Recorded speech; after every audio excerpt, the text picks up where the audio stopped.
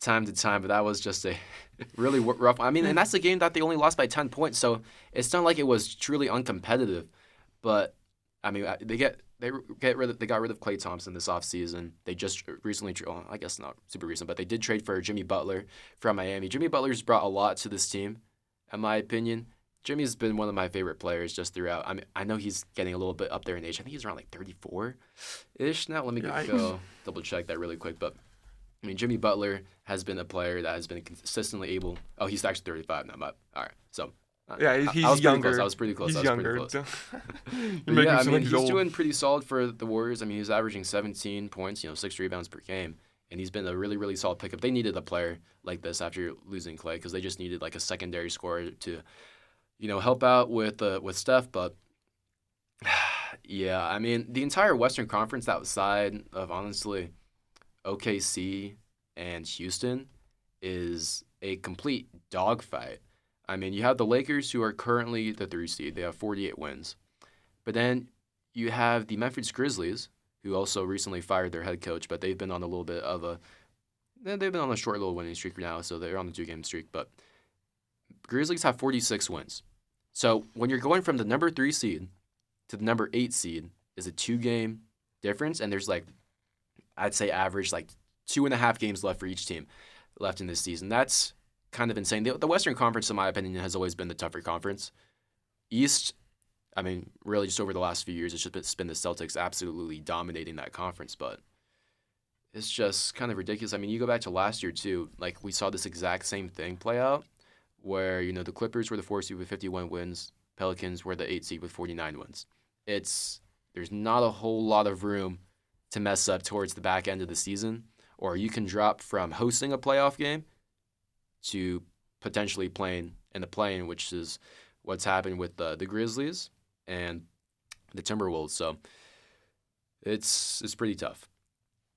Moving from that, the Rockets and the Lakers have some strong performance, but why are the Thunder above them in ranking?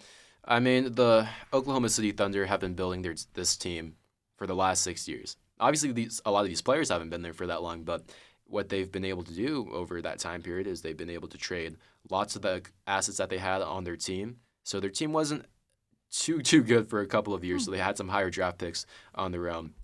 And then they were able to trade the assets that they had to get even more draft picks. They had an absurd amount of first round picks. And here's the thing, like their team is really good right now too. They've been the number 1 seed like the past 2 seasons, and they're going to be very, very solid going into the next couple of years. But their current issue, they have too many first round picks and not enough spots on their roster. So what I think that they're probably going to end up doing over the next maybe this offseason, honestly, is that they can hopefully use those draft picks and they can trade for a star player. I mean, you look at the going rate for star players nowadays, it's around like 5 first round picks. Let me double check to see how many first round picks the Thunder have, but let's see. Yeah, so they have a lot of picks. I mean, they have 4 first round picks this upcoming draft, and you're the number 1 seed. So, but I don't know. I mean, truthfully, going rate for players seems to kind of vary. I mean, Luka fetched what, 1 first round pick for AD and Max Christie, and then you have a guy like Rudy Gobert. When he got traded to Minnesota, he got traded for 5 first round picks. So that's all I'm gonna say.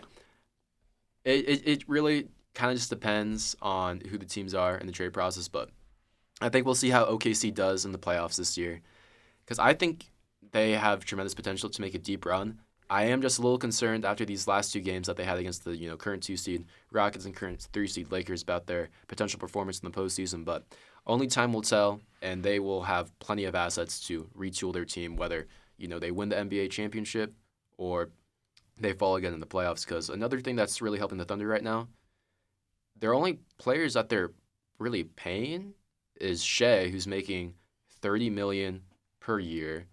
And then you have Isaiah Hartenstein, who's also making $30 million per year. And after that, Lou Dort's at $16 million, and then everyone else is making $10 million and under, which is really ridiculously cheap because they have so many players on rookie contracts right now, and that's really, really been helping them just build this team to be a superstar studded roster, honestly.